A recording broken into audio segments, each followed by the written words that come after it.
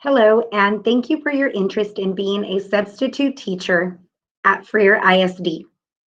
Originally, we were scheduled to have a face-to-face training today. However, given the circumstances, we determined that we would use a virtual platform instead. You will be receiving a packet in the mail, and I would like to take the time to review the contents of the packet so that you know exactly what needs to be done with the information. You are considered a brand new substitute if you did not substitute last school year.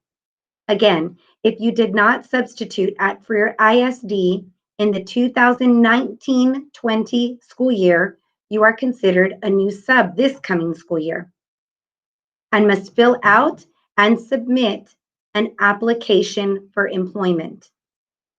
We use this to submit your name to the Board of Trustees for approval. We have a board meeting that is scheduled on Monday, July the 20th. So in order to get approval, applications for any new sub must be submitted by Friday, July the 17th. Just to be clear, any new sub, that's anyone who did not substitute last school year, needs to fill out an employment application by next Friday, the 17th, so that we can get board approval. This application needs to be submitted to Leti Carrillo. It looks like this, and it will be included in the packet for new substitutes. Once you are board approved on Monday, July the 20th, you will receive an email at your Freer ISD email address that will provide you with a link for fingerprinting. In your packet, you will have a group of papers that look like this.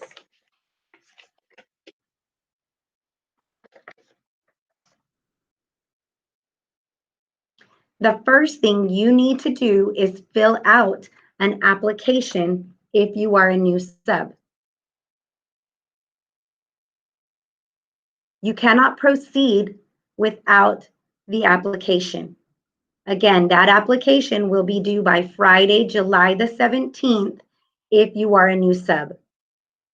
Next, there is a stapled group of pages that starts with the half page that's entitled Substitute Update. Here we are asking for your personal information, basically contact information. It is followed by the bulk of forms that will need to be filled out. Okay. So once I turn that half page, you'll have a cover page that says Substitute Packet. And when I flip that page, I basically have a page that looks like this. And all it is like a checklist of all the forms that are included behind it. You'll see that they're labeled. It's 1 all the way through 7. And so every page, it says 1 here in the corner. I can go back and it says 1 here, and it'll tell you exactly what needs to be done with that page. Okay, but we're going to go through those one by one. So the first page here is instructions for the forms in the packet, and each form in this packet is numbered 1 through 7, as I showed. We're going to go to the first one. You'll see it with the 1 here. And basically what this page is an authorization agreement for direct deposit. If you would like your check to be direct deposited, then you can fill out this form or submit a voided check. Okay, we'll go on to the next page. This one's form number 2. And this is an ethnicity and race data questionnaire. There are 2 parts, and you'll only need to fill out part 1. Then you will sign and date Again, you are only filling out part 1, and it's just a little section right here, part 1. And then you're going to sign and date at the bottom with your social security number. That's form number 2. You'll move on to form number 3. Form number 3 is an employment eligibility verification. This form is front and back. You will fill out, again, only section 1. Then you're going to sign and date it at the bottom. Okay. Looks like this. And this is the section 1 right here. And it has a back page. And you'll sign and date it at the bottom in that particular section. If you're worried at all about going through this packet and remembering that you're only going to fill out section 1 here or this section on another form, don't worry, because all of the directions for every single one of these pages is actually written out on the instructions page at the beginning. Okay, so we're going to move on to form number 4. It's labeled right here, form number 4.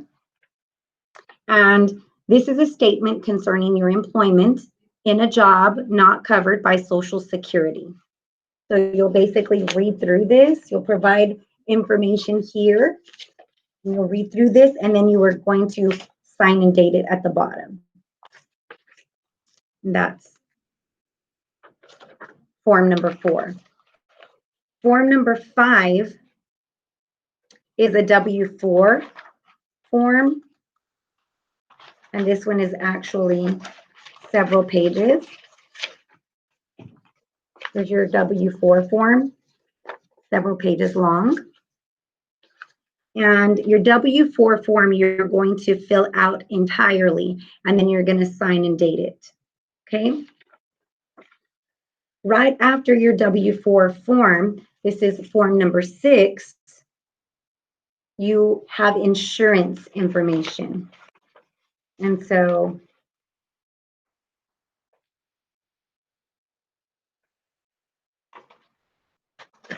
that's basically all of this. Okay, so information here is for TRS Active Care.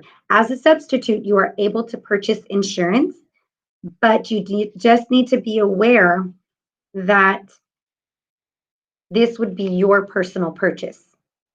To decline, you can check this section right here to decline in coverage. It's right here.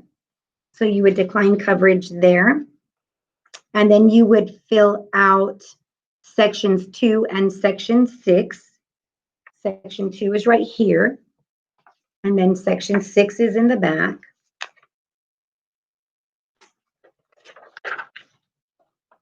Section 6, declination of coverage. And then you would sign and date at the bottom. So that's to decline coverage. Okay. All of the medical coverage information is here, along with the rates for the plans. That's here. So if you do decide to purchase insurance, just remember that it's a personal purchase. And so you would basically be paying for that, these rates here. Okay. Form number 7, this is the final form in this particular part of the packet, is a FICA alternative. And you need to fill out this section in its entirety, this entire form, and sign and date.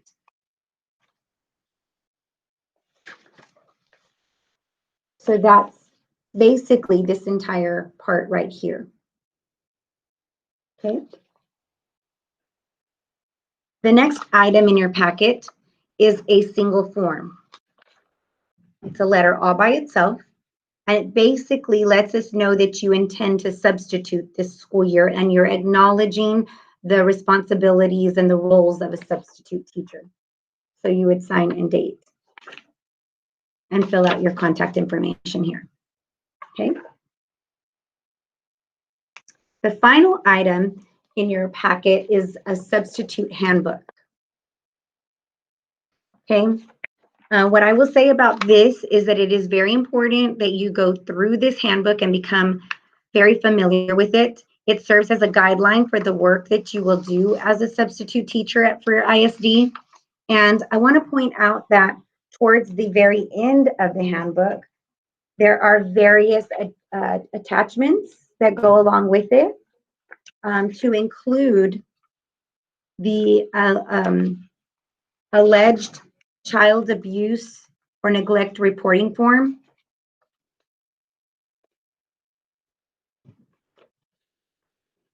This form can also be found on the Freer ISD website.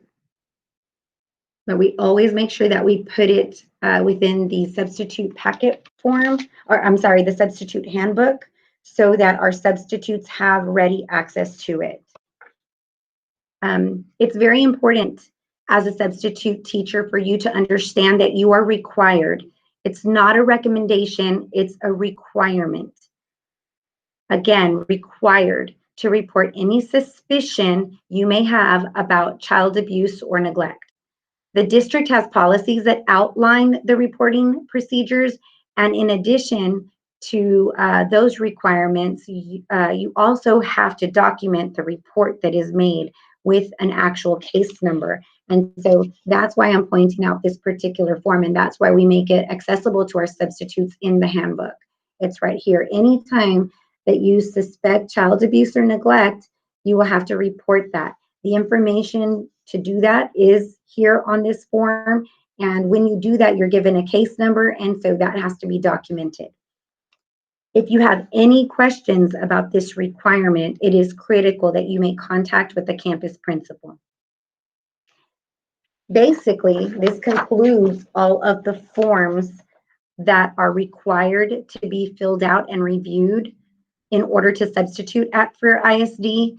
But there is one last requirement, and this is whether you are a new substitute or whether you are a returning substitute. And that is an online training module. Year after year, we require substitutes to go through training, and I basically facilitate that training with all participants, with anybody that's interested in substitute teaching. This year, we're going to basically transition that into an online training course that we use EduHero. It's called EduHero. And so there are step-by-step directions at the very end of the substitute handbook. Step-by-step directions. They'll walk you through getting on the EduHero website to complete training. You need to know that you will need your Freer ISD email address in order to create your free account. Okay, so when you get on here, it's going to tell you exactly what to do, and part of that is making sure that you have your Freer ISD email address. That information, your email address, should be included in your packet. You should have an email address. Okay, we've given and assigned everybody a Freer ISD email address so that you can take care of this requirement. Okay, once you complete the course, you will be able to print a certificate, and you can email this certificate to us, or you can print it and bring it in so that we can place it in your file. It's a requirement for you to have that in order to place you on the 2020-2021 substitute list. And if you're interested in doing any ACE work, you need to be on that substitute list. So that's a requirement for any substitute, anybody doing any substitute work. Please note that your name will not appear on the 2020-2021 substitute list until all of your forms are complete. Okay? You need to have your forms completed. You need to have board approval if you're a new sub. You need to have fingerprints on file. and you need to have your EduHero Substitute Essentials Certificate. So there are 4 things to this process. Okay, again, you need to have all of your forms completed. You need to have board approval if you're a new sub. You need to have your fingerprints, and you need to have your EduHero certificate. Then your name goes on the 2020-2021 substitute list. Again, we thank you for your interest in substitute teaching at Freer ISD, and we welcome you aboard. If you need any additional information, please make contact with us at 361-394-6025. If your questions are specifically about paperwork, then you want to speak to Leti Carrillo at extension 111. If your questions are about the EduHero training, then you want to speak to Esther Rosa at extension 142. So again, that number is 394-6025. Paperwork is Leti Carrillo at extension 111. And if you want help with getting into the EduHero training, then you want to speak to Esther Rosa at extension 142. Thank you, and we hope that you have a great weekend and have a great day.